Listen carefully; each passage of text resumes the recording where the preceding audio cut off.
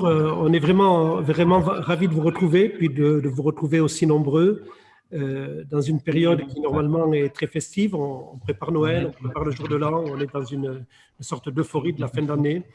Cette année, c'est un petit peu différent. Merci donc d'être là nombreux. On va faire un petit point sur les aides. C'est quand même ce qui nous occupe le plus. C'est le soutien du gouvernement, le fait que notre secteur est sous perfusion depuis maintenant 9 mois. C'est un sujet de préoccupation. Ce qui est surtout un sujet de préoccupation, c'est le maintien du niveau de la perfusion. Et puis, on va aussi, et c'est pour moi peut-être là qu'est l'essentiel, s'orienter vers l'avenir, la réouverture des marchés, la relance de l'activité. Qu'est-ce qu'on fait pour vous aider à relancer l'activité? Qu'est-ce qu'on fait pour relancer l'activité? La première chose que l'on fait, c'est extrêmement simple, c'est très modeste.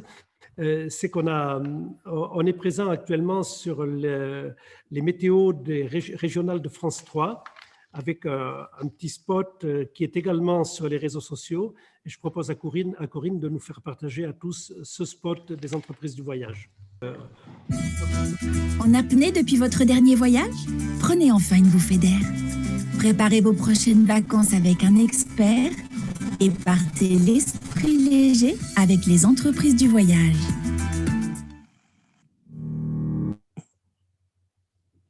Voilà, si vous ne l'avez pas bien vu, vous le retrouverez, parrainage des météos des régions de France 3.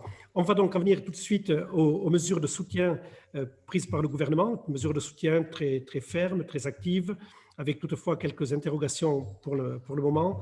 J'ai demandé à Valérie de nous faire un point des principales mesures. La première, c'est l'exonération des charges sociales. Où en est-on? Alors, sur les exonérations, bonjour à tous. Sur les exonérations de charges sociales, nous avons eu plusieurs régimes. Là, ce qui nous importe maintenant, c'est décembre, puisqu'on rentre dans cette période-là. On a dans le projet de loi de finances une disposition qui prévoit une exonération totale des charges pour les entreprises de notre secteur pour le mois de décembre. Et pour le mois de novembre, si vous êtes encore en train de vous poser la question, ce sera 50%. Si vous avez une perte de 50% de chiffre d'affaires, il y aura une exonération de charges.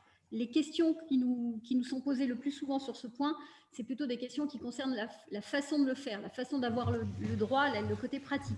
Pour le moment, vous demandez des reports de charges, absolument.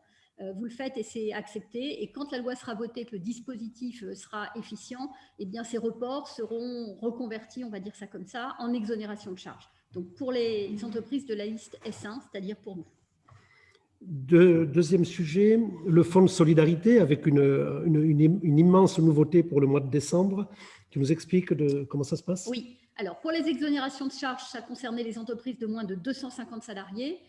La nouveauté pour le fonds de solidarité, dit fonds de solidarité renforcé.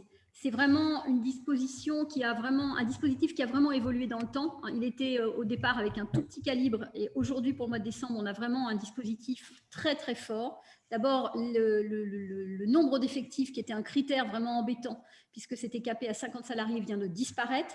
Et ce fonds de solidarité pour décembre, en fait, il est double.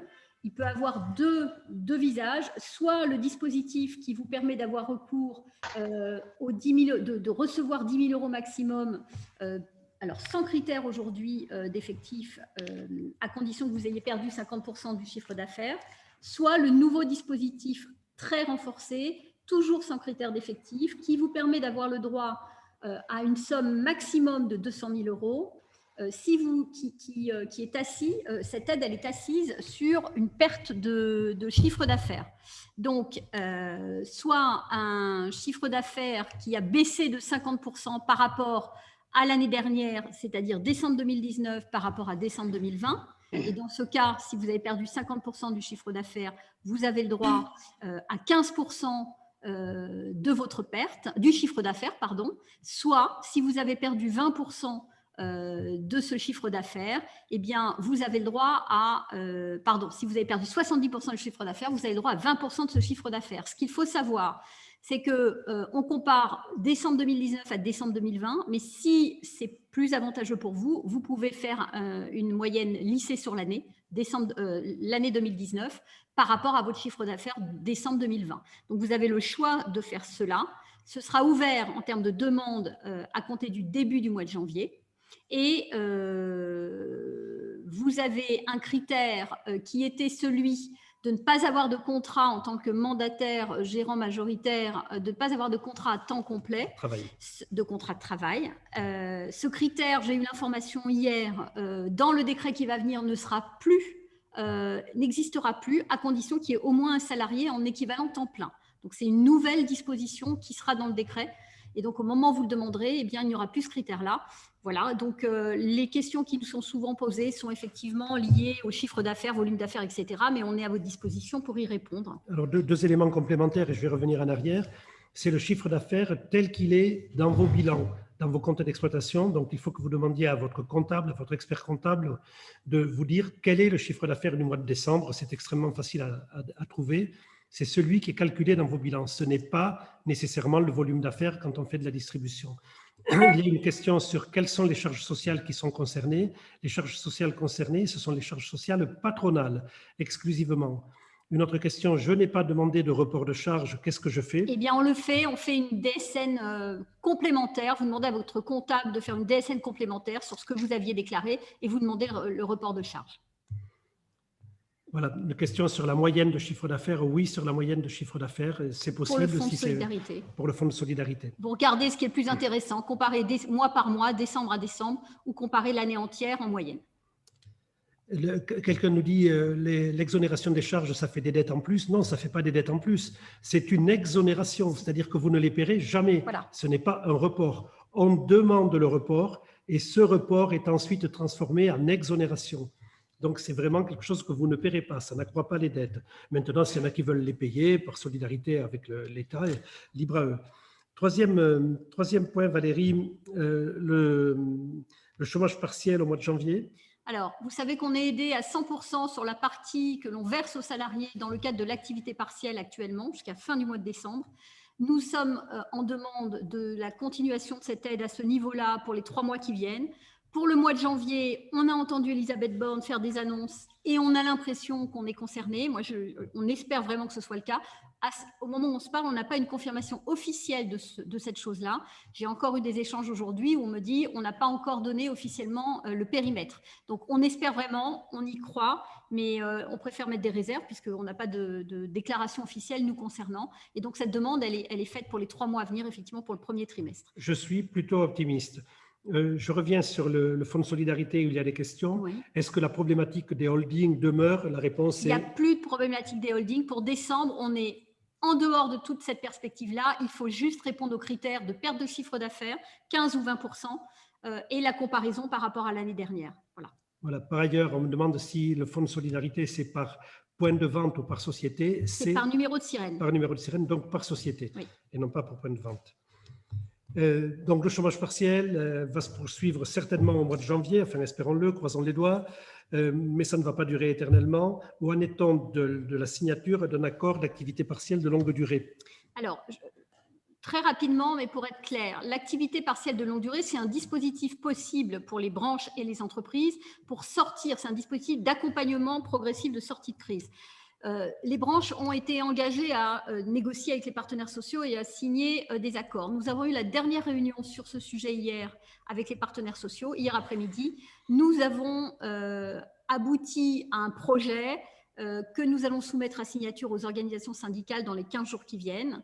Donc, on considère qu'on a fait le travail au niveau de la branche, c'est-à-dire on a négocié quelque chose qui paraît assez intéressant. Maintenant, il faut voir quel syndicat va signer. Et ensuite, une fois qu'on aura cet accord, eh bien, ça permettra surtout aux entreprises, parce que dans cet accord, on a prévu un document unilatéral que les entreprises pourront reprendre tel quel quasiment, de pouvoir mettre en place cette activité partielle de longue durée et qui a des avantages. Activité partielle de longue durée, l'indemnisation, la prise en charge par l'État est à quel niveau? Au niveau de 85% de ce que l'entreprise paye à son collaborateur. Et si on était en régime général de l'activité partielle, du chômage partiel, on serait à quel niveau? Si on était en droit commun, à partir du 1er janvier, ça n'est que 36%. D'où l'intérêt de signer un accord qui viendra prendre la suite de l'activité partielle prise en charge à 100% comme actuellement. Un autre point concerne les congés payés. Alors, les congés payés, vous avez entendu, on a relayé l'information il y a une dizaine de jours. Elisabeth Borne déclarait effectivement que suite à nos demandes incessantes, nous et puis le tourisme en général, l'hôtellerie-restauration, une prise en charge de ces congés payés. Il n'est pas question évidemment de revenir sur les droits aux congés payés des salariés, mais de venir en aide aux entreprises qui devront payer finalement ces congés payés qui pèsent lourd alors qu'on est souvent en activité partielle et que c'est l'État qui prend en charge. Donc on a obtenu un dispositif. Elisabeth Borne a communiqué il y a une dizaine de jours sur ce dispositif. Je préfère dire tout de suite qu'on n'a pas de décret pour le moment. Il y a beaucoup de questions depuis qu'on a communiqué. Et le décret qui paraîtra à la fin du mois de décembre ne portera uniquement que sur le dispositif financier, c'est-à-dire expliquer dans quelle poche de l'État on va prendre cet argent. Je vais rappeler le dispositif et je vais rappeler ce qu'il faut faire. Le dispositif, c'est de dire que l'État prendra en charge pour les entreprises qui répondent à l'un ou l'autre des critères suivants, soit avoir été fermées totalement et partiellement 140 jours pendant les périodes depuis mars 2020, ou avoir eu une très forte baisse de chiffre d'affaires, 90% de chiffre d'affaires, dans la période d'état d'urgence sanitaire. Si on répond à l'un ou l'autre de ces critères, nous avons le droit à une prise en charge de l'État de 10 jours de congés payés, 5 que vous pouvez imposer aux salariés à prendre sur le quota de leurs congés acquis en 2019-2020, entre le 1er et le 20 janvier, et 5 autres sur lesquels vous avez besoin de recueillir l'accord du salarié à prendre en avance sur le quota 2020-2021. Ce qui est très important, c'est que vous devez respecter le droit commun. Il n'y aura rien dans le décret à venir sur ce point-là. C'est le droit commun qui s'applique, donc le droit du travail, le code du travail, et vous devrez donc respecter les délais d'information et des CSE et des salariés pour mettre en place le dispositif. Si vous regardez le communiqué de presse qui est sorti le 2 décembre, il est sur notre site. Les termes sont vraiment très clairs. Elisabeth Borne dit qu'elle engage vraiment les entreprises à mettre en place dès maintenant les informations nécessaires, etc. Donc, la recommandation que l'on vous fait, c'est surtout de ne pas attendre le décret, c'est de le faire dès maintenant, puisque les 30 jours pour que le CSE rende son avis, évidemment, on est le 15 décembre, donc c'est déjà un peu court, mais vous êtes de bonne foi, donc je pense qu'il faut que vous le fassiez. Et les 30 jours en question, eh bien, ce n'est pas forcément 30 jours, c'est un délai maximum. Donc, peut-être voir avec les CSE, souvent vous êtes en bonne relation avec eux pour avoir un retour là-dessus. Mais voilà ce que c'est le dispositif de prise en charge de ces 10 jours de congés payés. On a beaucoup de questions là-dessus, oui, mais on a l'impression que les entreprises attendent le décret. Il n'est absolument pas question d'attendre le décret pour mettre en place ce dispositif. Voilà. Parmi les questions, faut-il renouveler les demandes d'activité partielle pour le mois de janvier? La réponse est oui. Oui, parce que ces jours de congé qui seront pris en charge concernent évidemment des collaborateurs qui seront en activité partielle normalement pendant cette période-là. Et souvent, vous avez fait des demandes d'activité partielle jusqu'à la fin de l'année 2020. Donc oui, vous renouvelez et vous le faites rapidement. Il y a beaucoup de questions sur l'activité partielle de longue durée. Pour l'instant, vous n'avez rien à faire en matière d'activité partielle de longue durée. On attend qu'il y ait un accord qui soit signé et quand l'accord sera signé, on reviendra vers vous en vous donnant les détails de cet accord et la possibilité pour votre entreprise de l'appliquer ou d'avoir dans l'entreprise un accord différent. Oui, je vais juste rajouter 2 petites phrases quand même pour vous dire. L'accord de branche va être étendu quand il sera signé et vous pourrez ensuite mettre en place, quand vous le souhaitez dans l'entreprise, l'activité partielle de longue durée.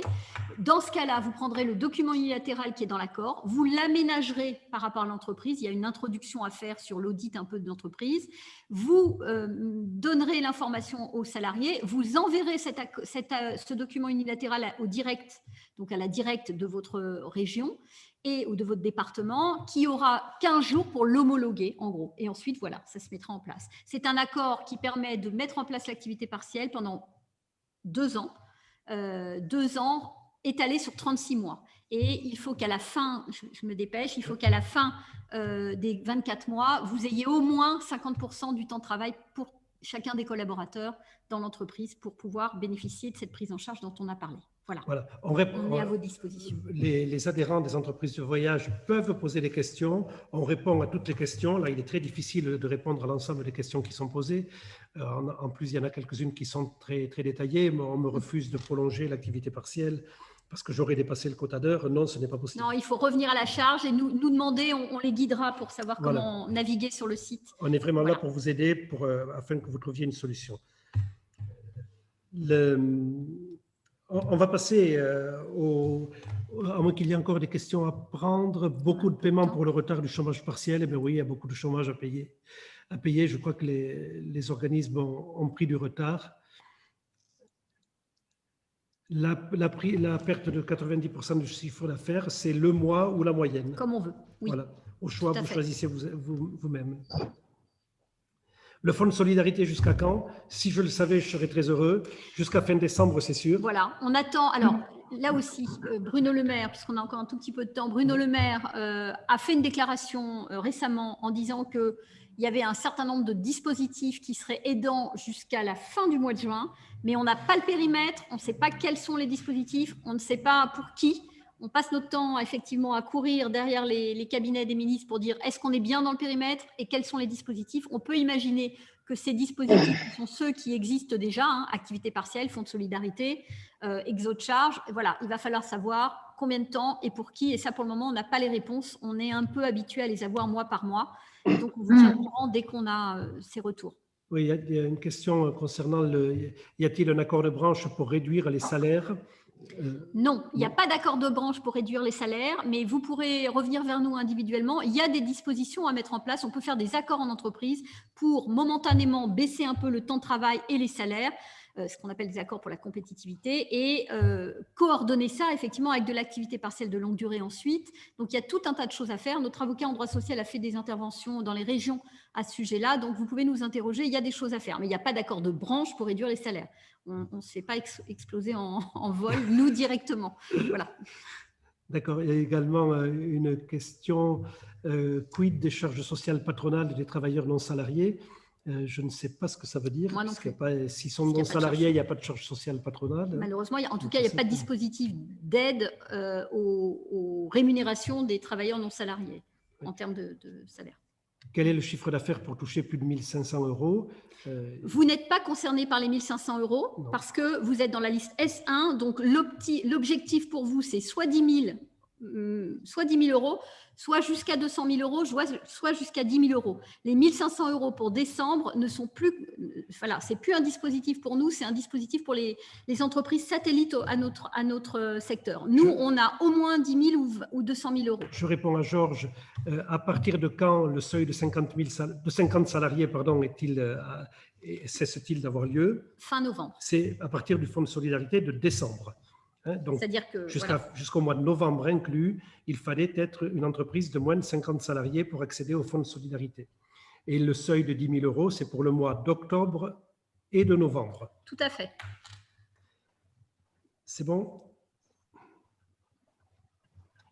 Alors, on peut passer à la seconde partie, si vous voulez bien. On va un petit peu regarder devant, regarder par la fenêtre et sortir de l'apnée des aides et des perfusions, pour voir comment s'organise l'activité. Il y a deux annonces qui ont provoqué des frémissements. Il y a 3 semaines, le président de la République a annoncé la fin du confinement pour le 15 décembre. C'est aujourd'hui d'ailleurs, c'est ce soir que le confinement s'arrête. Je vous rappelle que ce soir ou demain commence également le couvre-feu à 20h. C'est aujourd'hui que ça commence. C'est dès ce soir. Oui. Donc, on arrête le confinement, on passe au couvre-feu, change de régime en quelque sorte. Mais c'est quand même une annonce positive que celle d'Emmanuel Macron. Et il y a eu une seconde annonce positive, sauf pour les stations de sport d'hiver, c'est celle de Jean Castex il y a une semaine, qui notamment a dit « Vous pourrez passer les vacances de Noël dans les départements d'outre-mer ». Donc, il y a une sorte un petit mouvement de libération de voyage.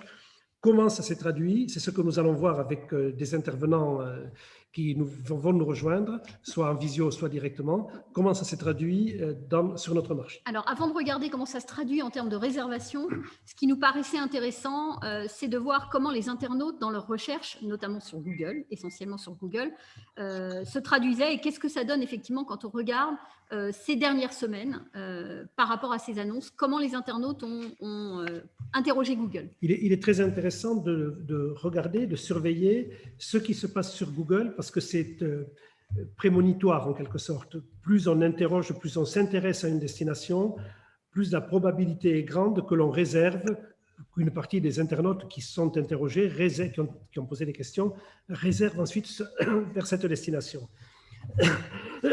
Et quand on regarde l'augmentation des requêtes Google sur les 15 derniers jours, elle a été beaucoup plus importante, ces requêtes Google ont été beaucoup plus importantes sur toutes les destinations loisirs qu'au cours des 15 jours équivalents de 2019.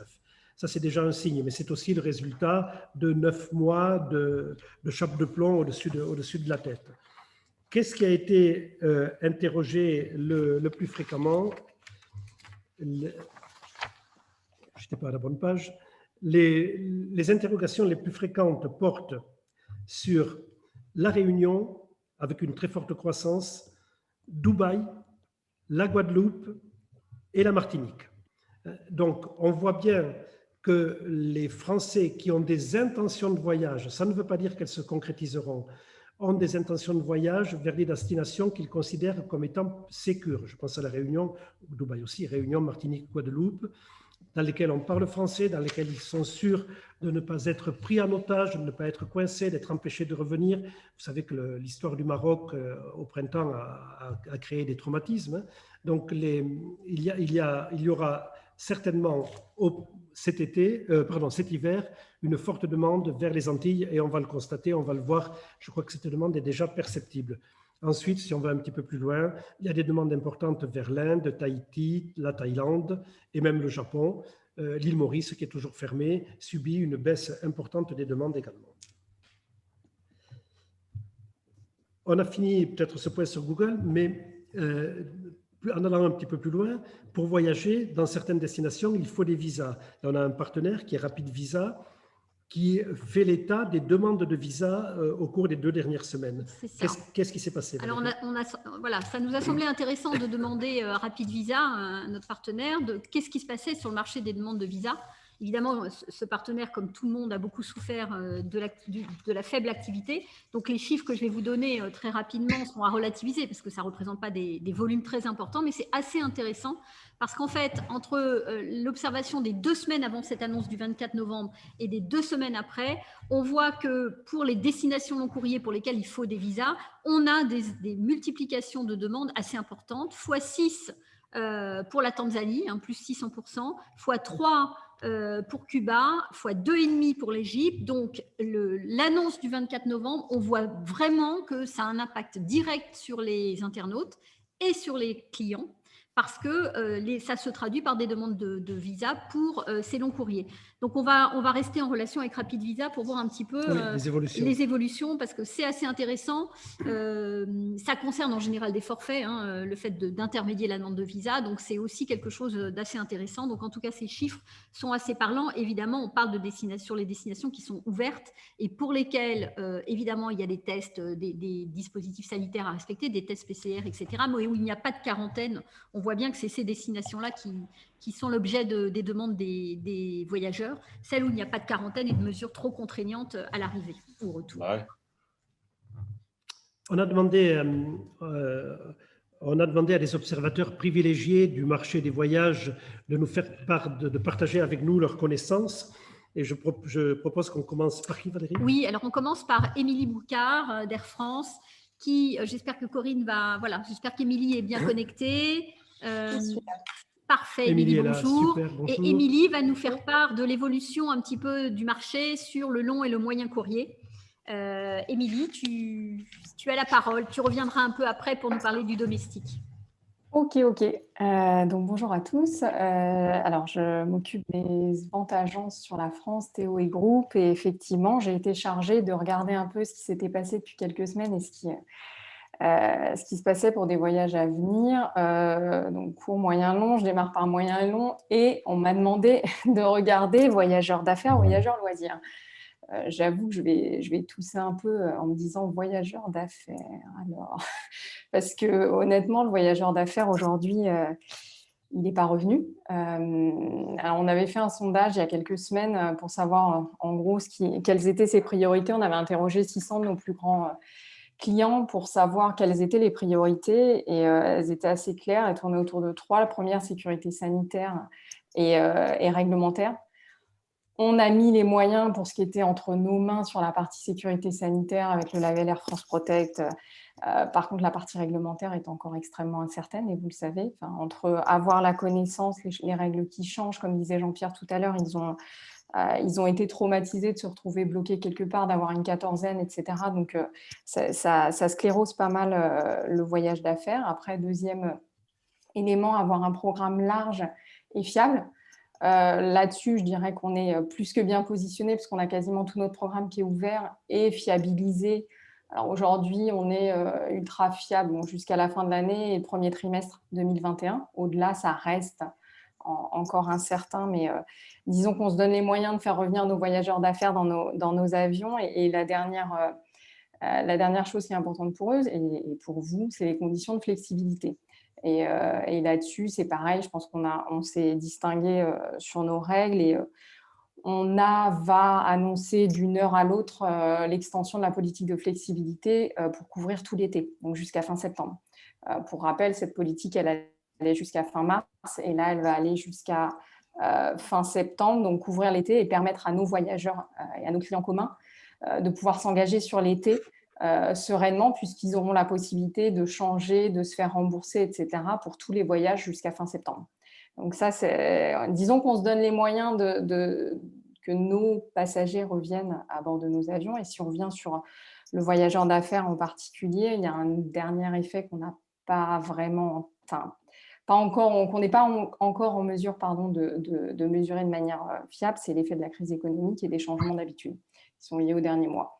Tout ça pour dire que actuellement, la reprise à faire, l'effet du 24 novembre, l'effet du 10 décembre sur le voyageur d'affaires est quasi nul. Et en particulier, là, sur le moyen et le long courrier, on peut dire que c'est nul, qu'il n'y a rien. Alors après, on est aussi à la période de Noël, donc peu propice à du déplacement professionnel. Donc ceci explique aussi cela. Après, sur la partie loisirs, je vais décomposer entre le moyen courrier et le long courrier. Pourquoi? Parce qu'il y a des tendances qui sont quand même assez différentes. Le moyen courrier reste assez timide. Pour autant, le 24 novembre a eu un effet. On a enregistré à peu près une hausse de 50% de nos bookings sur le moyen courrier, alors sur des bases qui étaient relativement faibles.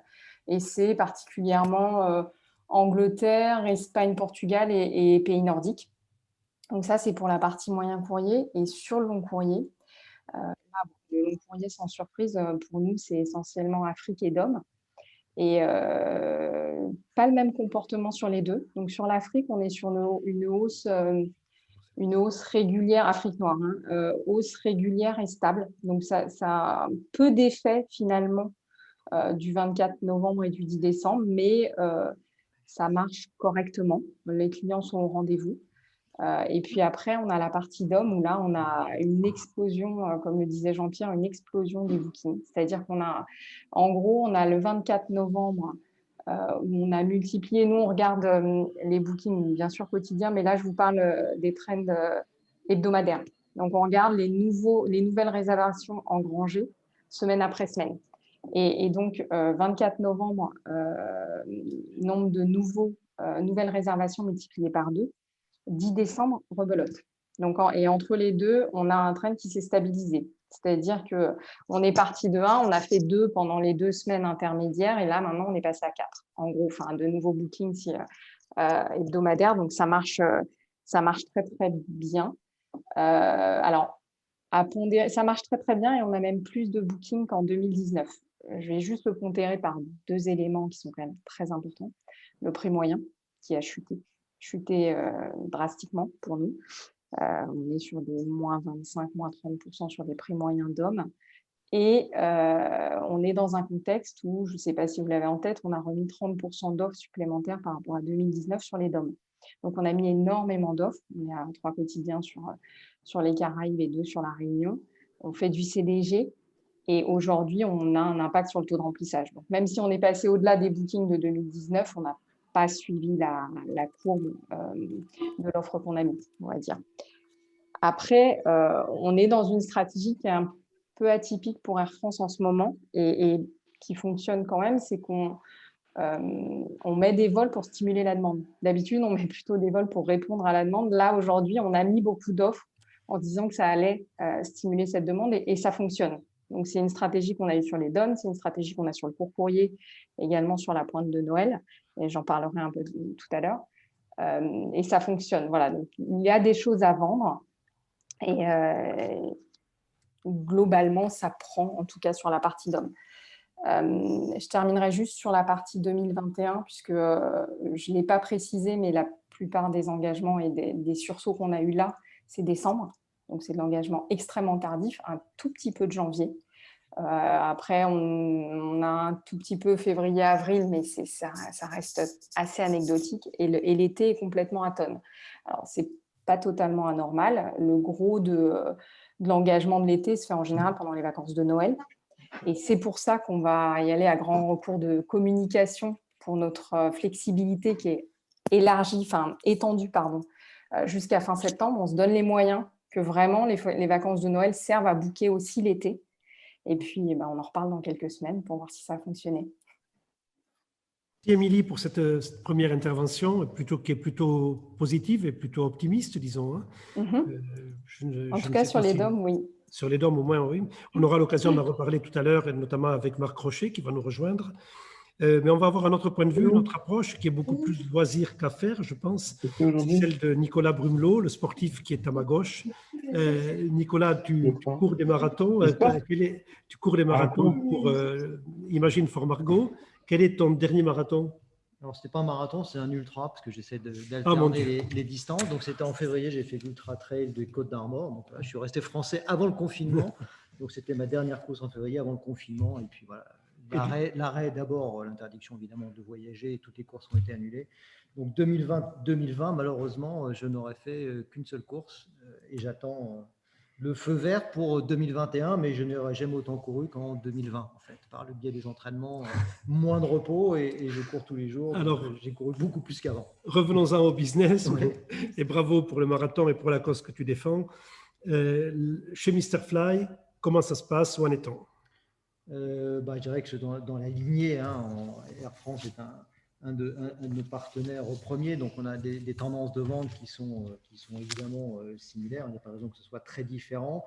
L'essentiel des départs est pour décembre, avec un tout petit bout sur janvier, donc 80% des départs enregistrés sont pour décembre, donc les gens se projettent sur Noël et les fêtes de fin d'année, et 13% sur janvier, donc au-delà, il y a effectivement les carnets de commandes sont encore vides et les clients sont en attente.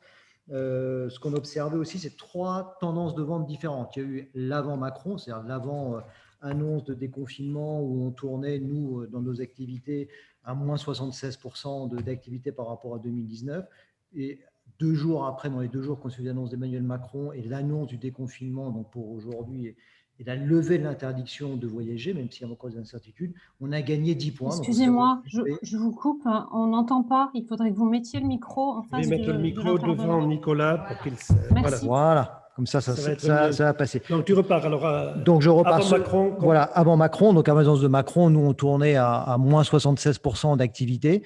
Au global, avec les annonces d'Emmanuel Macron dans les jours 48 heures qui ont suivi, on a gagné 10 points de vente, c'est-à-dire qu'on est passé en moyenne à 66% des ventes de la même période de l'an dernier. Et puis avec les annonces de Castex, qui sont intervenues début décembre, on a encore gagné 10 points. C'est-à-dire qu'on tourne plutôt à moins 55, avec des pics à moins 50% par rapport à l'an dernier. C'est une reprise, en tous les cas, des inscriptions qui sont en plus forte reprise que celle de la fin du premier confinement. Effet de rattrapage, proximité des vacances de Noël où tous les départs sont concentrés, c'est évident. Et voilà les trends qu'on observe. Il n'y a pas eu de changement pour l'instant. Évidemment, avec une grande incertitude, c'est qu'est-ce qui va se passer lorsqu'on va rentrer. Effectivement, Noël sera passé et est-ce que les clients vont se projeter sur l'année 2021, encore beaucoup d'incertitudes aujourd'hui. On a un tout petit peu de réservation quand même, si on essaie de rester optimiste et de voir le verre à moitié plein. On enregistre quand même un petit peu, même si c'est modeste, 4% des réservations sont sur le mois de juillet 2021. Donc il y a quand même des gens qui se projettent. Effectivement, les politiques de flexibilité qui seront prolongées par Air France à l'été, je pense effectivement sont pertinentes et c'est sans doute aussi une façon de lever le frein à l'inscription. Il faut redonner confiance aux clients. Ça a été compliqué d'annuler et du coup en se disant les gens, on est intimement convaincus, ont envie de revoyager. Le fait de pouvoir, si c'était nécessaire, redéplacer le voyage à cause de conditions sanitaires et le permettre favorisera, je pense, la reprise des inscriptions post-fête de fin d'année. Donc, pour pouvoir construire un carnet de commandes. En termes de destination, pas beaucoup de surprises. Ce sont chez nous des destinations. Alors, c'est d'abord le premier, c'est la France. Les clients vont en France, à la fois sur le vol, mais évidemment sur l'hôtel. Sur l'hôtel, on fait 90% des ventes France. Donc, les gens se sont de nouveau, se déplacent de nouveau et réservent de l'hôtellerie ou de l'hébergement, quel qu'il soit, en France. Et ce sont essentiellement le reste, c'est des destinations affinitaires, donc c'est évidemment ou des destinations françaises. Donc les Antilles, les DOM-TOM en font partie. Les DOM-TOM, on a observé sur Guadeloupe, Martinique et Réunion. Avant Macron, on était à moins 70%. Et depuis les annonces de Castex, on est à plus 10%, donc on est en progression par rapport à la même période de l'an dernier. Donc c'est avec effectivement des prix de billets qui sont stables ces derniers jours, mais qui sont en moyenne à la baisse. Donc une très très forte accélération sur les Antilles, et je pense que ça va être compliqué sans doute de trouver de la place. En tous les cas, ceux qui ont réservé avant auront fait des bonnes affaires, et ça explique cette tendance. Et après, c'est de l'affinitaire, c'est celles qui sont ouvertes en tous les cas, Tunisie, Maroc, Sénégal, Portugal, avec une exception qui est Dubaï. Dubaï fait partie du top 5 des destinations. Alors, c'est parce que ce sont des vols directs, c'est parce que bon, les conditions, il fait beau, etc. Et puis, les conditions d'accès sanitaire sont sans contrainte, c'est-à-dire qu'on n'a pas les contraintes de passer des tests, d'avoir des quarantaines. Donc, voilà, Dubaï a su préserver un environnement que de nos gens ont envie d'y aller. Donc, il y a aussi ça, il faut que les destinations d'accueil redonnent envie aux clients de venir en levant au maximum ses freins, parce que la moindre chose, un test PCR moins de 48 heures ou à moins de 24 heures, c'est une contrainte, on n'est jamais sûr d'avoir les résultats, etc. Donc, Dubaï, ça explique le succès de Dubaï qui est dans le top 5 des destinations et depuis déjà quelques temps. Voilà, c'est la période qui veut ça. On sera en plein été, ça serait sans doute pas le cas parce qu'il fait trop chaud, mais en tout cas sur l'hiver, c'est un vrai succès. On a fait le point. On a fait un Voilà, point. et puis sinon, pour donner juste une dernière globalité sur les DOM-TOM, c'est 10% des ventes aujourd'hui qu'on enregistre, quand ce n'était que 4% l'an dernier à la même période. Donc les gens, effectivement, ont un panel de destinations accessibles beaucoup plus large. Et là, on voit qu'il y a une très forte concentration. Donc oui, ça joue aussi le Noël bleu, blanc, rouge, parce que c'est la France. Donc, Alors, il sera bleu et rouge, mais certainement pas très blanc, puisqu'il n'y a pas de ski. Exactement. Mais les réservations, tu confirmes ce que disait Émilie, à très court terme, et à part les 4% que tu évoquais pour l'été, le reste se fait. Oui, à fin décembre, ça s'arrête, quoi. Schématiquement, il n'y a pas d'activité d'enregistrer pour le mois de janvier. Merci beaucoup. Et à bientôt. On aura le plaisir de te retrouver. Alors, on va maintenant s'intéresser toujours dans le même esprit. Quelles sont les réservations? Comment se comporte le marché? Surtout sur les forfaits avec Christian Sabac d'Orchestra, notre partenaire. Christian, est-ce que tu es bien connecté à la réunion? Oui, c'est parfait. Eh bien, c'est super. Bonjour, et on va je vous laisse projeter peut-être le petit document, puisque je ne peux pas partager l'écran d'ici. Alors, ah bah si, je peux. Tu peux? Si, tu peux, en principe. Voilà. Voilà, vous le voyez? Merci, on te laisse la parole. Formidable. Je vais commencer peut-être par un panorama un peu global et général sur l'année. Ça va vous intéresser, je pense. Donc là, on voit l'évolution en fait des ventes. Donc nous sommes bien sur le loisir, avec le premier confinement où les réservations étaient quasi nulles. Et puis les chiffres que vous voyez ici sur le mois de novembre, où c'était moins mauvais, et on voit depuis 2-3 semaines une remontée des ventes qui reste à un niveau quand même extrêmement bas, mais quand même une pente malheureusement qui ne va sans doute pas se poursuivre comme ça, parce que sinon on arriverait vite au niveau de l'année dernière, mais en tout cas quelque chose qui fonctionne beaucoup mieux, en tout cas depuis 2 semaines. Autre élément, je vais refaire donc un point sur novembre et puis les 15 premiers jours du coup de décembre. Donc sur novembre, nous sommes sur une répartition des volumes qui étaient évidemment très bas, mais on voit que la France prenait une importance plus grande que l'an dernier sur le mois de novembre, au détriment du moyen courrier et le long courrier avec une position relativement stable. En termes de destination, les moins touchés sur le mois de novembre étaient les Maldives, la Réunion, la République dominicaine, les Émirats arabes unis et l'Autriche. Donc, quelques destinations long courrier et puis une destination moyen courrier. Donc, vous voyez, tout est en négatif, mais ceux qui sont les moins négatifs sont les destinations dont je viens de parler. Et puis, puisque l'objet, c'est de parler aussi des 15 derniers jours et d'essayer de se projeter sur la suite. Donc, pour la suite, là, on voit sur décembre, donc les 13 premiers jours de décembre, en réalité, on voit que la France avait une position plus forte, notamment pour le ski, et que là, c'est extrêmement restreint. Ça a divisé par 1,7, 1,8, et c'est le long courrier qui a pris une importance plus grande, et le moyen courrier qui s'est stabilisé en part donc de réservation. Voilà ce qu'on peut dire sur les 13 premiers jours de décembre. Et puis, dernier élément, les destinations en tant que telles. Voilà, la France qui reste la destination numéro 1, mais beaucoup plus faible que l'année précédente. Et donc là, on peut citer 6 destinations, même 7 destinations en particulier. Donc la République dominicaine, donc vous voyez quand c'est moins 17%, c'est que c'est très bon, malheureusement. Les Émirats arabes unis qui sont en progression par rapport à l'an dernier. C'est le seul chiffre qui est positif. La Guadeloupe, la Martinique. Donc là, on parle quand même de séjour. Hein. Voilà. La Guadeloupe, pardon, qui est aussi très positive, x2. La Martinique, qui est au niveau de l'an dernier.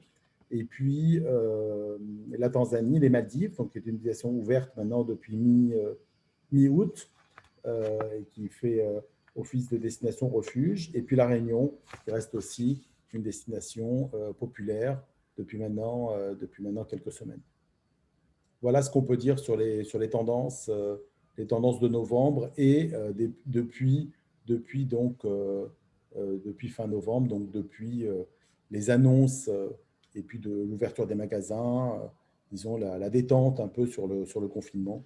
J'espère que les 15 prochains jours confirmeront cette tendance. Alors, Christian, il y a une interrogation qui vient d'être faite, c'est qu'est-ce que tu mesures? Est-ce que ce sont les ventes qui se font par quel biais? Alors, en fait, oui. Alors, en fait, en l'occurrence, donc là, ce que l'on montre, ce sont les ventes qui sont faites par l'ensemble de nos clients. Alors, quelque chose qu'on ne montre pas ici, mais qui est peut-être sous-jacent à la question, en effet, c'est les ventes qui sont faites. Donc, quand on parle de novembre, notamment, les magasins étaient fermés et donc les agences de voyage étaient fermées par conséquence. Et donc, c'était des ventes exclusivement en ligne.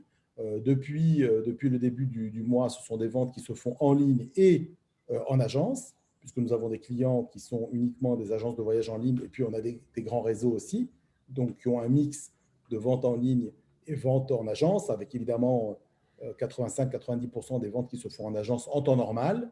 Et donc, on mesure en fait l'ensemble des deux activités. Ce qu'on peut dire aussi, c'est que depuis quelques mois, il y a évidemment, alors même en dehors des périodes de confinement où par essence, on ne pouvait réserver qu'en ligne, on peut dire quand même qu'il y a une montée en puissance ou un basculement, alors qui peut se rééquilibrer dans les prochains mois, mais il y a un basculement vers le online, y compris auprès des acteurs qui sont des réseaux.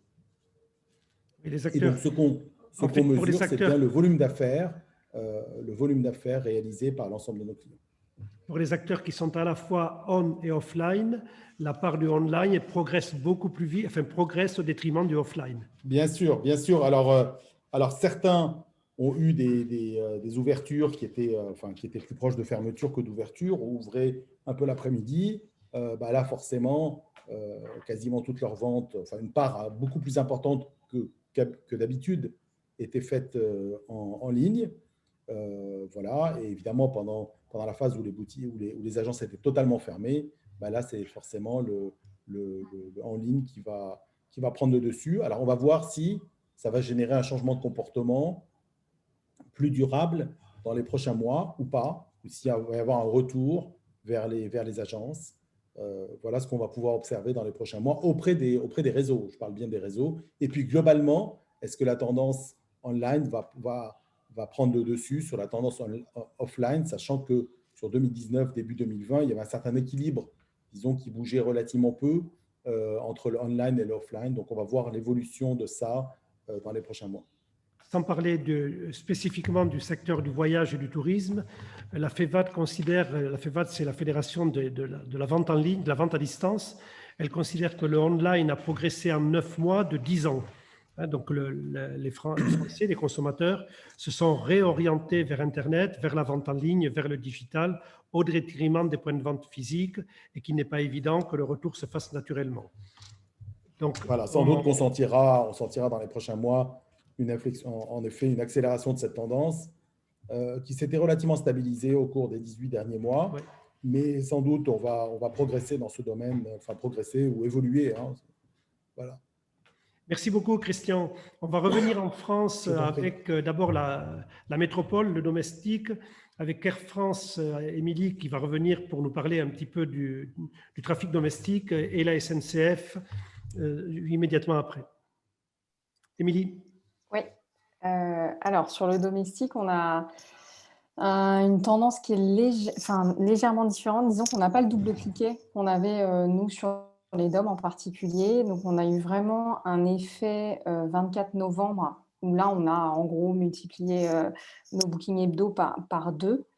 Ensuite, le 26 novembre, on a fait un communiqué de presse qui a été pas mal relayé sur le fait qu'on triplait l'offre domestique pour la période de Noël.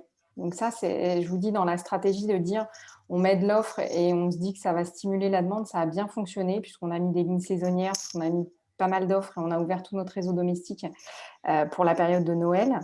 Mais l'effet, par contre, 10 décembre, complètement atone. C'est-à-dire qu'on est resté sur les mêmes tendances qui étaient des belles tendances depuis le 24 novembre. Par contre, 10 décembre, pas de deuxième cliquet sur la partie domestique. Alors après, là, je peux parler un tout petit peu du voyageur d'affaires qui, effectivement, est venu un peu, on a eu une petite hausse, on a eu un plus 50% sur le voyageur d'affaires au 24 novembre. Alors, les volumes de base étaient tellement faibles que ça reste un plus 50, mais sur une base qui est très faible. Et puis, un autre élément qui est à noter sur le réseau domestique, c'est qu'on a une augmentation extrêmement significative des allées simples. Donc, probablement pour plus de flexibilité. Alors, nous, on le permet aussi de plus en plus dans nos politiques tarifaires, etc., de faire des allées simples. Donc, c'est plus de flexibilité et probablement une partie de multimodal. Et on ne s'est pas mis d'accord avec la SNCF pour cette transition, mais il se trouve que ce n'est pas si mal. Voilà. Merci, Émilie. Merci beaucoup. À moins qu'il y ait des questions particulières, on va passer la parole à la SNCF. Pascal Confray. Est-ce que tu es là, Pascal? C'est Guillaume pardon. et je suis là. Excuse-moi, Guillaume. C'est Guillaume. Ça a toujours été Guillaume. Excuse-moi, Guillaume. Il n'y a pas de problème. Je te passe la parole pour que tu nous parles du marché domestique, évidemment. Oui, ok, très bien. Merci beaucoup. Et merci de me laisser la parole effectivement sur ces sujets-là. Donc sur la partie SNCF, on va pas se mentir, on est nous aussi sur une année qui est très mauvaise. Alors on a une situation contrastée. On va finir l'année à moins 50%, avec une partie business qui est à moins 68%. Donc on annonce des pertes records liées à ce recul. Par contre, c'est vrai que le déconfinement, les annonces sur le déconfinement ont eu des effets plutôt positifs. On a un taux de réservation qui est plutôt bon. Avec des taux d'occupation qui sont en retrait de 10 points. Alors, donc on a des taux de réservation, je disais, qui sont en retrait de 10 points. Et c'est forcément effectivement un peu décevant par rapport à l'an dernier, mais ça reste très positif dans l'ensemble. Le plan de transport, lui, il est revenu à la normale pour la période de Noël. Et les points positifs, c'est qu'on a une satisfaction record et un NPS, qui est notre taux de recommandation, qui atteint des niveaux qu'on n'avait jamais atteints. Donc, on a au global une satisfaction sur les clients voyageurs en général. Sur l'international, bien sûr, puisque SNCF, c'est pas que du national, on a aussi des filiales, des activités qui font du trafic France, Belgique, UK, Italie, Suisse, et j'en passe. Et là, par contre, on a été fortement touché par la crise. Où on est entre moins 75 et moins 85% selon les origines destination. Donc là, on ne voit pas de reprise à court terme puisque les mesures de confinement sont encore très fortes dans nos pays voisins, plus fortes qu'en France en général. À noter sur le trafic business, je disais qu'il avait réduit. Donc ça, c'est un fait. Je parlais du moins 68%. On a par contre les PME qui ont pris un poids assez important dans le mix. C'est-à-dire qu'elles ont beaucoup moins baissé que les grandes entreprises. Et les PME passent de 26 à 55% du CA Pro qui est généré par SNCF. Donc la tendance pour la rentrée de janvier, c'est une reprise à court terme. Donc dès qu'on a des signaux positifs, nous on remet la machine en marche. On est sur un objectif de 75% du plan de transport nominal. On restaure le bypass light, c'est-à-dire qu'en fait, on met en place la possibilité d'annuler, de modifier les billets, mais avec des frais qui sont variables en fonction de l'offre choisie par le client, à savoir s'il a choisi un full flex, il va être à 0 € de frais d'annulation, s'il est sur un semi-flex à 15 € et plus encore au-delà. Donc ça, on reste sur cet esprit-là. On va faire le forcing aussi sur l'aspect environnemental parce qu'on a des tendances de fond de nos clients qui nous montrent qu'on a vraiment une carte à jouer, une vraie volonté et un vrai appétit pour du transport ferroviaire et vert en général, mais ferroviaire en particulier. Donc déjà, on voit effectivement que le marché pro a fortement baissé, mais que pour leur souhait, pour l'avenir, c'est de travailler en fait sur, petit 1, sur une évolution vers plus de discernement dans le voyage d'affaires. Donc c'est vrai qu'on n'aura, pas forcément, tous les voyages, quoi, et tous les volumes d'affaires qu'on pouvait percevoir avant. On est dans du voyager mieux, dans du voyager efficace, du voyager indispensable. Sur les motifs de déplacement, on a effectivement des comportements qui vont être très différents. Donc dès qu'on est dans des situations de rencontre client, là, il n'y a pas du tout de remise en cause du voyage d'affaires sur le long terme. Donc au final, on pense que cet effet-là va avoir un impact négatif plutôt modéré. Ensuite, la deuxième tendance, c'est celle du shift du voyage d'affaires vers un transport plus durable. Et ça, c'est clairement une opportunité pour le transport ferroviaire.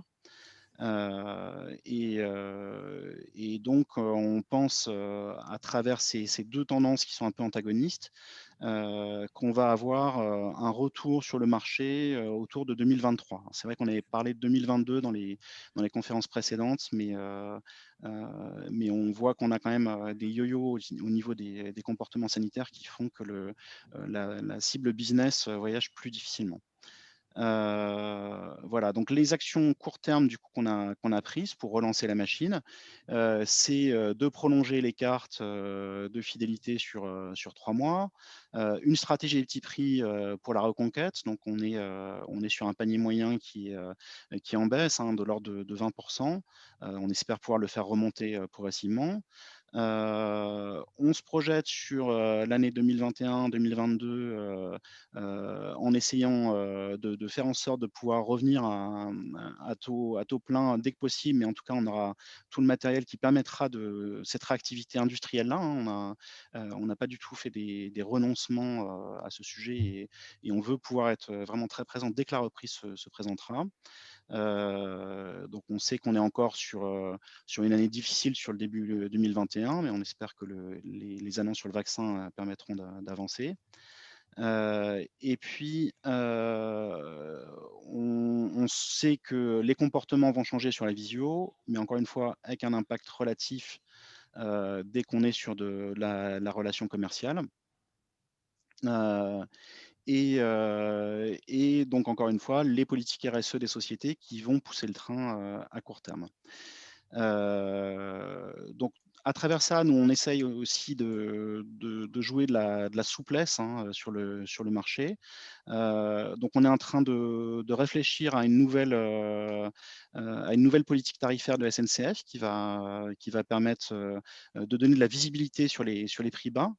C'est pas tant qu'ils n'existent pas, mais c'est plutôt qu'ils sont pas forcément perçus. Donc, on interroge les acteurs du secteur, hein, à ce sujet. Jean-Pierre est invité dans les les groupes de travail sur ce projet qui s'appelle Easy.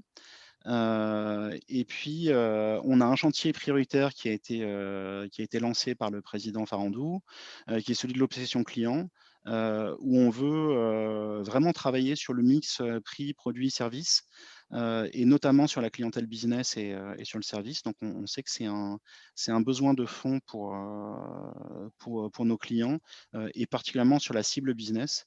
Donc, de les soigner particulièrement et que leur expérience train soit décisive et qu'ils aient vraiment envie de revenir et de repartir avec nous. Donc voilà pour les grands axes, les grands enjeux sur lesquels on travaille. Merci beaucoup Guillaume, c'était extrêmement intéressant. Alors on va changer un petit peu de registre et on va passer maintenant, on va revenir au département d'Outre-mer, enfin à l'Outre-mer, avec Marc Rochet qui dirige à la fois Air Caraïbes et French Bee, que vous connaissez bien, qui est fréquemment dans nos réunions. Marc, comment va le trafic métropole Outre-mer et Outre-mer et métropole? Et puis après, on parlera plus généralement du transport aérien.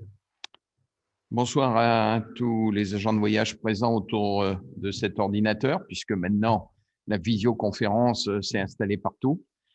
Alors, pour répondre à ta question, Jean-Pierre, et un peu en ligne avec ce qui a été dit tout à l'heure, il y a une véritable embellie sur l'outre-mer français, sur les Antilles, sur la Réunion, un peu moins sur Tahiti, mais on voit les choses bouger. Alors, les événements déclenchants ont déjà été mentionnés. Il y a eu le discours du président de la République, le discours du Premier ministre. Nous, on y ajoute, dans la perception qu'on a de nos clients, 2 autres facteurs. Le premier, c'est quand même une simplification, une meilleure compréhension de la politique de test, le fait qu'on arrive maintenant à se faire tester rapidement et qu'on obtient les résultats dans des délais raccourcis. À Orly, par exemple, il y a 2 centres de test. Celui d'Air Caraïbes et de French Bee peut même, en cas d'intervention rapide, donner un résultat PCR en moins d'1 heure à nos clients. Alors évidemment, il faut qu'ils viennent un peu en avance parce qu'il y a la queue. Mais quelque part, c'est un élément qui a simplifié la vision que les gens avaient sur les difficultés à voyager. Dernier point qui a joué aussi dans l'engouement pour le soleil et l'outre-mer, c'est, disons-le clairement, le fait que le gouvernement s'est positionné contre l'ouverture des stations de ski. Et ça a déplacé des mouvements. Alors, comment et autres, on le verra plus tard, il faudra faire des analyses sociologiques, mais aujourd'hui, on sent un déplacement. Alors, ce déplacement, il se traduit en chiffres parfois symboliques. On a vu des ventes multipliées par 4, mais attention, au mois de novembre, au mois d'octobre, on n'avait rien vendu à cause du confinement numéro 2. Donc, il y a eu quelque part un effet de rattrapage. Je ne pense pas qu'on fera en décembre 2019 sur l'outre-mer les chiffres qu'on avait fait en décembre 2020, excusez-moi, qu'on verra les chiffres qu'on avait fait en décembre 2019, qui était certes une très bonne année. Ça s'améliore, les avions se remplissent pour nous, pour nos concurrents, mais quelque part, on sera quand même un peu en deçà. Et c'est ce qui se traduit mécaniquement, tant mieux pour les clients, tant mieux pour les agents de voyage, quelque part, par des prix un peu plus bas. Bon, on a une chute de ce qu'on appelle dans notre jargon le PMC d'environ 10% sur les Antilles, sans doute 15% sur la Réunion. Bon, ça facilite les voyages. 2 autres points qui n'ont pas été mentionnés ou pas de la même façon, en tout cas c'est la perception que j'en ai. Ces engagements sont, tout le monde l'a dit, très tardifs. Donc c'est venu dès les discours politiques qui ont été cités, mais les choses bougent en ce moment. Donc là, on se parle le 15 décembre. Alors, vous allez me dire qu'il ne reste plus que 15 jours sur ce mois et puis sur les fêtes de fin d'année. Mais côté Air Caraïbes, côté French Bee, on engage maintenant plutôt correctement, au moins sur les 3 premières semaines de janvier. Alors, si je dis ça, ce n'est pas pour citer des chiffres ou autres, c'est parce que ce sont des changements de clientèle. Sur la période de Noël et de Jour de l'An, sur les DOM, il y a une évidente concentration sur la clientèle affinataire, la clientèle familiale, les étudiants, tout ce qui tourne autour de la famille, même si théoriquement, d'après les discours politiques, on n'a pas le droit d'être plus de 6 au dîner de Noël autour de la table. Mais c'est de l'affinitaire en grande partie. Il y a un peu de tourisme, pas beaucoup. Quand je parle de janvier, ce qui nous donne un peu espoir, c'est que les chiffres de janvier que nous trouvons en amélioration depuis environ 10 jours maintenant sont des touristes. Là, on revient dans le monde du tourisme. Bon, le business, on en a déjà parlé, il est vitriolé pour l'instant à cause des politiques d'entreprise, à cause des craintes liées à des déplacements, à cause de tous les problèmes, la visio et tout ça. Et ça sont sans doute des tendances long terme. Autre point quand même d'espoir, en ce qui nous concerne, et en ce qui concerne en particulier le réseau d'Air Caraïbes, nous, on vend bien maintenant depuis plus de 3 semaines la République dominicaine.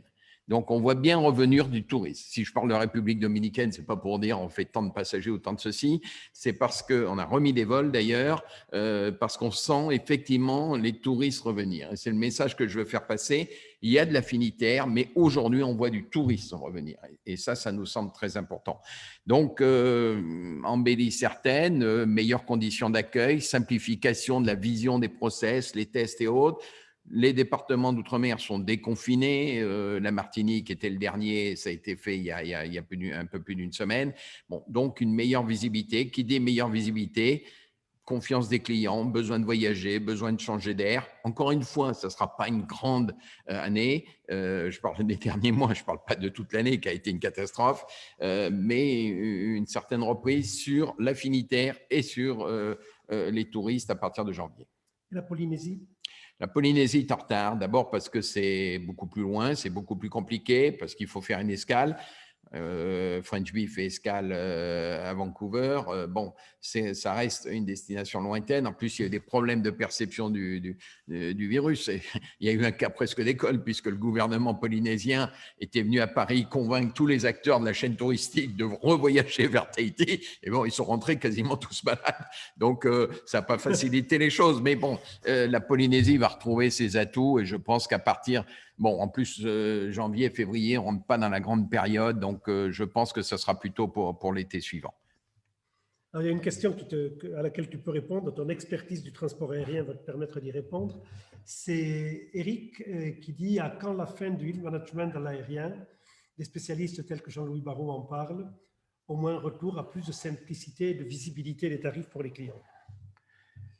Je vais répondre à cette question, mais je vais d'abord dire quelque chose qui est une de mes convictions, sur laquelle d'ailleurs je suis pas aligné avec en particulier le monde politique. Le monde politique joue un rôle évident dans notre économie. Qui domine l'autre, j'en sais rien, mais je pense avec beaucoup de conviction que le transport aérien devra, pour cette sortie de crise, qui, je le rappelle, a été colossale en impact financier, en impact humain, en impact social. Je donne qu'un chiffre qui est celui d'IATA, un trafic du mois de novembre 2019, trafic du mois de novembre 2020. Sur un an, 2020 est à 12% de ce qu'on faisait en 2019, c'est-à-dire un effondrement de la maison aérienne. Donc, je fais partie des gens qui considèrent qu'il va falloir se transformer presque de fond en comble. Alors, il y a 2 effets contraires. Le premier, je me suis déjà exprimé publiquement là-dessus et j'assume mes propos. Je ne crois pas que ça soit en arrosant massivement les transporteurs aériens avec des aides d'État, en déversant des tonnes et des tonnes d'argent sur ce secteur qu'on va l'obliger à se transformer. On va au contraire le perfuser en disant pourvu qu'arrive la fin de la crise et qu'on reprenne nos bonnes vieilles habitudes. Ça, je trouve que c'est contraire à l'objectif, au contraire, de trouver à la fin du parcours des sociétés plus performantes. Et surtout pour la France, qui bon, tout le monde le sait, un pays béni des dieux pour le transport aérien, mais qui dans les résultats ne l'est pas béni du tout.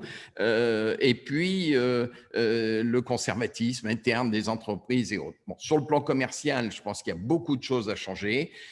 Simplifier sans doute la lecture tarifaire, oui. Bon, le yield management, il ne faut pas rêver, il ne disparaîtra pas parce que c'est des lois d'offre et de la demande sur du service qui n'est pas stockable. Donc, de toute façon, il y aura toujours une tendance à bouger les tarifs. Est-ce que ça doit être plus simple et plus lisible par les clients? Certainement. Et à cette occasion, je voudrais quand même passer un message à vous qui êtes agent de voyage autour de cette table. Tout à l'heure, ça a été mentionné par un intervenant. Oui, je dis clairement, dans les derniers mois de vente d'Air Caraïbes et de French Bee, on a vu une montée du digital. On a vu une montée du digital sur nos sites, sur nos call centers, les gens appellent et tout. Et cette montée, elle est venue fondamentalement, bien sûr, d'un besoin de voyager, comme avant, on va dire, mais aussi d'un besoin de comprendre et de se réassurer. Et là, les agences de voyage ont un rôle classique. Il ne faut pas démissionner, il ne faut pas fermer boutique, il faut au contraire, alors même si bien sûr, économiquement, on ne peut pas maintenir toutes les lumières allumées parce que ça consomme du courant et que ça coûte cher, mais il faut être près des clients. Il faut les rassurer, il faut leur expliquer certaines choses dans un monde qui s'est compliqué. Et je suis convaincu que les agences ont un potentiel, au contraire, plus fort avant qu'après, après qu'avant, excusez-moi, en rassurant les clients. Et là, c'est une force, c'est la force de l'humain face au digital. Oui, on a vu ces chiffres chez Air Caraïbes, chez Frenchbee. Je lance la balle aux agences de voyage. Reprenez vos positions, reprenez vos qualités, reprenez votre relation avec le client. C'est votre meilleur atout. Dans un autre domaine, le transport aérien est la cible en matière de réchauffement climatique. Il est particulièrement visé alors qu'il ne contribue que très modestement à la production de CO2. Est-ce que tu ne crains pas que de nouvelles taxes sur le transport aérien ou de nouvelles contraintes rendent encore plus difficile le retour à l'équilibre pour les compagnies? En matière de taxes, je crains toujours le pire. Malheureusement, le pire arrive souvent. Donc, c'est tellement facile, hein, c'est tellement punitif, c'est tellement donner bonne conscience aux gouvernants, pas qu'en France, hein, de créer des taxes pour soi-disant régler des problèmes. Bon, il faut quand même faire attention à l'opinion publique, ça peut se retourner très vite. On l'a vu avec une fameuse et malheureuse taxe carbone sur le carburant et le phénomène des gilets jaunes que ça a déclenché. Je parle du début du phénomène des gilets jaunes, je ne parle pas de ce qui s'est passé ensuite. Je voudrais dire là-dessus trois choses. Un, l'écologie, la diminution de la consommation de carburant, c'est une responsabilité fondamentale du transport aérien. Nous devons tous y faire face, les constructeurs, les opérateurs, et là aussi, il faut changer le monde. Il faut des avions plus modernes. Aujourd'hui, je vais prendre un exemple que tout le monde puisse comprendre. Simplement, tout le monde a entendu parler des slots, les fameux créneaux sur les aéroports. Eh bien, un créneau horaire sur un aéroport qui est une denrée précieuse parce qu'il n'y en a pas des millions de disponibles, c'est aussi valable pour un avion qui pollue beaucoup parce qu'il est ancien, qu'il a 25 ans ou 20 ans, qu'un avion ultramoderne comme les A350 que nous avons et qui pollue, allez, en gros, 25% de moins. C'est pas normal. Donc, on doit agir sur l'écologie, on doit agir avec volonté et détermination. Deuxièmement, on a devant nous plein d'outils. Alors, on ne ramènera pas la consommation de pétrole ou l'émission de carbone ou d'autres nitrates à zéro, parce qu'il faut toujours un peu d'énergie, il faut faire voler un avion, mais on a encore beaucoup de progrès à faire. Je suis convaincu que si on nous donne un peu de temps, 2 décennies, 3 décennies maximum, ce qui est quand même pas grand-chose à l'échelle humaine, on peut encore diminuer notre consommation de carburant par passager au moins de moitié. C'est déjà un objectif ambitieux et ça couvrira la croissance nécessaire parce que dès la sortie de crise, on repartira en croissance. Tu crois à l'avion à hydrogène? Alors, personnellement, mais là, c'est peut-être mes trop anciennes études d'ingénieur, je ne crois pas à l'avion à hydrogène parce que fabriquer, produire l'hydrogène, c'est très compliqué, surtout en grande quantité. Deuxièmement, il faut beaucoup d'énergie, parfois plus que ce que va nous faire économiser l'hydrogène. Deuxièmement, en aviation, c'est quand même un produit très difficile à maîtriser. Personnellement, alors, dans 50 ans, je ne sais pas dire, et peut-être qu'il y aura des avions à hydrogène. La science est tellement imaginative que je lui souhaite de réussir.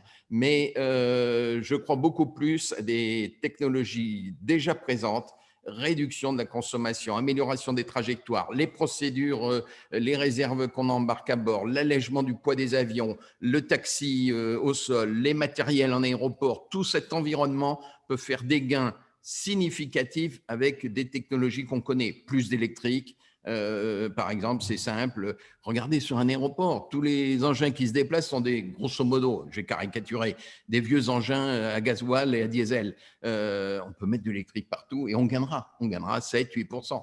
Il faut continuer comme ça. Alors on parle souvent, sortons du problème de l'environnement, on parle souvent du monde d'avant et du monde d'après. Est-ce que tu crois que dans le transport aérien, il y aura vraiment un monde d'après et quels seront les acteurs du monde d'après? Je crois par conviction, et c'est un jugement personnel qui est donc subjectif, je pense vraiment qu'il y aura un monde d'après. Je vais essayer de le caractériser par par 3 composantes. Le monde d'après, dans le transport aérien, c'est un monde des entreprises qui sauront s'adapter très vite. Je donne beaucoup de potentiel de croissance au low cost, par exemple en Europe, parce qu'ils savent s'adapter très vite. On voit bien les clients, ils raccourcissent leur délai de réservation, ils veulent changer tous les jours. La personne de la SNCF a dit ils achètent maintenant des one-way. Enfin, tout ça, on voit les choses changer. Et là-dessus, les low cost ont une avance sur nous. Donc, il faudra être réactif. Deuxièmement, il faudra être capable. C'est un challenge, on ne peut pas le juger comme incontournable. Il faudra être capable de baisser nos coûts parce qu'on a ces charges à consacrer à l'écologie, mais il faut que nos coûts de production baissent. Alors ça veut dire changer beaucoup de choses. Diminuer le nombre de niveaux hiérarchiques dans les entreprises, les rendre plus efficaces, rendre les gens avec plus d'autonomie, leur donner des moyens modernes. Donc, c'est une révolution qu'on demande aux entreprises. Donc, agilité. Deuxièmement, baisser nos coûts. Et troisième point, bon, c'est celui que vous évoquez en permanence, rendre nos produits faciles et sexy pour les clients. Il faut que les gens aient le plaisir d'acheter un billet de transport aérien. Ils l'ont un peu perdu, ce plaisir. Alors, bien sûr que ça fait plaisir de partir en vacances. Tout le monde en a besoin, surtout quand on a été enfermé pendant X mois. Mais il faudra rendre de l'attractivité aux choses. Il faut améliorer l'accueil, l'ambiance à bord. Il faut que ça soit, il faut que ça devienne un produit, je le dis avec mes mots, facile et sexy. Plus fun. Mais fun, c'est peut-être mieux encore. C'est tes qualités d'orateur, Jean-Pierre. Non, mais les tiennes sont bien supérieures. Merci Marc, comme d'habitude, c'était très intéressant. Je voudrais, avant de conclure, puisqu'on est arrivé au terme de cette visio, aborder 3 ou 4 questions auxquelles on n'a pas répondu. Enfin, il y en a beaucoup auxquelles on n'a pas répondu. Mais je vous le rappelle, posez les questions par écrit. Je m'engage à ce que vous ayez une réponse et je mettrai la pression qu'il faut pour que vous ayez une réponse. Quelqu'un évoque le fonds de solidarité au mois de janvier en nous disant « vous n'avez pas répondu ». Si, on a répondu « non, il n'y a pas de fonds de solidarité prévu pour l'instant pour le mois de janvier ». Donc, on verra ce qui se passe. On est évidemment très demandeur de la maintien du fonds de solidarité, mais aujourd'hui, rien n'est prévu pour le mois de janvier. En revanche, le fonds de solidarité de décembre, plafonné à 200 000 €, se demandera au cours du mois de janvier. Début janvier. Début janvier. Une autre question concerne les nouvelles entreprises créées en 2020. Valérie, on y répondra, il y aura des réponses spécifiques. Vous nous écrivez, vous aurez une réponse et les moyens d'obtenir des aides. Oui, alors il y a parfois des réponses où c'est négatif, donc là on est désolé, hein, on le dit déjà. En fait, tout ce qui est relatif à une perte de chiffre d'affaires, c'est très compliqué. L'État nous dit, s'il n'y avait pas de chiffre d'affaires en termes de comparaison, on ne peut pas évaluer et compenser une perte de chiffre d'affaires. Mais il y a des choses qui sont facilitatrices et qui partent dans les nouvelles dispositions d'entreprises créées à la fin du mois de l'année 2019 ou au début de l'année 2020. Donc, il n'y a pas une année totale, donc il y a des choses en place. Donc, envoyez-moi vos questions individuelles. Si certaines n'ont pas obtenu de réponse, on essaie de le faire le maximum, relancez-nous parce qu'il en reste peut-être quelques-unes sur lesquelles on n'a pas répondu, mais honnêtement, je crois qu'on est assez au taquet sur ce point-là. Je vois une question, Jean-Pierre, sur les ratios IATA. Je ne sais pas si tu veux dire qu'on va faire une communication. Oui, je n'ai pas vu la question, voilà. Mais on va faire une communication sur l'évolution des ratios IATA et des ratios SNCF, de manière à ce que vous ne soyez pas pénalisés par vos bilans 2019. La discussion a bien avancé avec IATA, elle n'a pas encore bien avancé avec la SNCF, je ne sais pas si Guillaume est toujours là, mais nous mettons la pression requise pour que la SNCF constate qu'elle ne peut pas demander des garanties financières à toutes les agences agréées SNCF et qu'il faut modifier les ratios. Je voudrais répondre à une dernière question, à moins que tu en aies une autre dans tes besaces. Non, parce que de toute façon, je ne vois pas l'écran. Donc... Valérie, il faut acheter des lunettes. Oui. Il y a une question qui est pourquoi les clients sont-ils frileux en agence et pas sur le net? Alors, si j'avais la réponse et la solution, ce serait extrêmement bien. Je pense que toutefois, d'une part, que la confiance dans les agences de voyage s'est un petit peu altérée.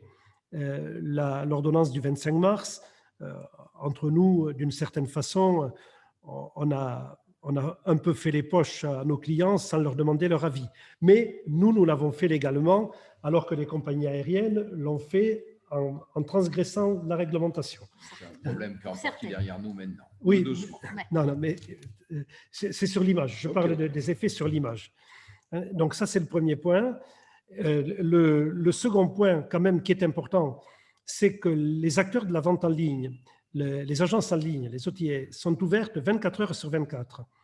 Nos agences sont ouvertes 2 heures ou 3 heures ou 4 heures par jour, 4 ou 5 jours par semaine. Ça fait 10 ou 15 fois moins que la présence de la vente en ligne. Et les habitudes ont été prises. On a acheté la musique, les courses, les livres, le cinéma. On a tout acheté en ligne pendant les confinements. Donc, il va falloir renverser ces habitudes. C'est ce sur quoi nous travaillons. Nous voulons rétablir la confiance, redonner de la valeur à l'intermédiation. Nous travaillons sur ce dossier avec la Direction générale des entreprises à Bercy, de manière à ce qu'il y ait des budgets dégagés pour nous aider à rétablir cette confiance. Ça ne se fera pas d'un coup de baguette magique. Il faut également que chacun d'entre nous, chez lui, s'applique pour que cette confiance soit rétablie, avec des délais de réponse courts, avec une proximité par rapport aux clients, avec certainement un développement du digital dans les agences traditionnelles. Et là aussi, c'est un autre dossier que nous traitons avec la DGE pour accélérer la digitalisation de l'ensemble de notre secteur. Et ça, on ne pourra pas aller contre. C'est digital en même temps que point de vente physique. Ce n'est pas l'un contre l'autre, mais les deux en même temps. Donc, on a de gros chantiers pour 2021. J'espère qu'on pourra les aborder avec beaucoup de sérénité. Alors, avant d'aborder une conclusion et puis une question que j'avais à te poser, on est interrogé sur les conditions sanitaires, le passeport, voilà, comment on fait, et notamment quelqu'un a cité Qantas qui exige désormais la vaccination. Donc, quelle est ton approche et qu'est-ce qu'on peut dire à nos entreprises? Je n'ai aucune certitude sur ce point. Et je crains qu'il n'y ait pas, je suis sûr qu'il n'y aura pas de coordination européenne. L'Europe a prouvé qu'elle était aux abonnés absents pendant la durée de la crise, et je crains qu'il n'y ait pas de coordination mondiale aussi facile que cela. Je pense quand même que l'on va s'orienter vers un passeport sanitaire, c'est-à-dire que non pas pour prendre l'avion, mais pour aller dans un pays. Pour prendre l'avion, l'avion n'est pas un lieu de risque de contamination. Mais pour aller dans un certain nombre de pays, il y aura des contraintes sanitaires, type le test PCR. Et pour revenir en France, il y aura certainement l'obligation d'un test PCR. Donc tout ça va évoluer. On aura un passeport dont on peut dire qu'il va être digitalisé, qui va se présenter sous forme de QR code, ce ne sera pas le carnet de vaccination jaune où vous aviez la fièvre jaune et le choléra. Mais il y aura certainement une évolution vers un passeport sanitaire. On va vivre avec le Covid, on va s'habituer au Covid, et je suis persuadé, on va voyager avec le Covid. Quelqu'un posait la question des assurances Covid. Ce sera le sujet de notre prochain, ce sera un des sujets de notre prochaine visio qui aura lieu au mois de janvier. Alors, on avait prévu le 6, elle sera certainement plus tard que le 6.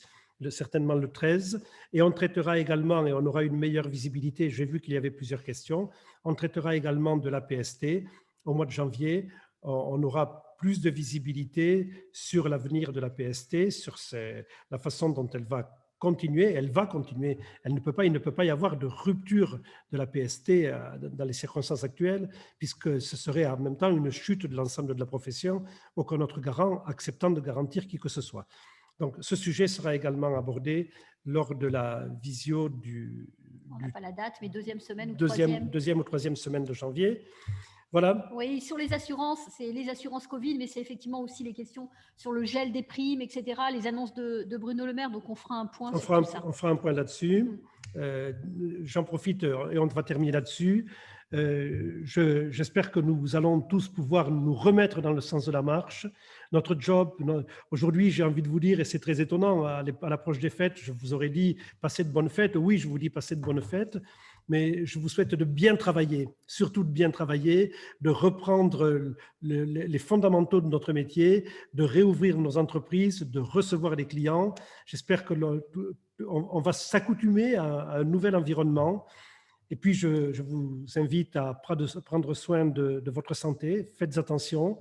nous, de notre côté, nous ne lâchons rien, nous continuons à nous battre pour vous. Je peux vous dire que moi-même, l'ensemble des élus dans les régions, au conseil d'administration, dans les commissions et l'ensemble des équipes des entreprises du voyage sous la responsabilité de Valérie sont très déterminés à assurer la défense de notre secteur et à ne rien lâcher pour que nous sortions renforcés de cette crise. Merci, bonne fête à tous. Merci, Bonne merci fête. Marc, merci, au revoir. Merci Marc.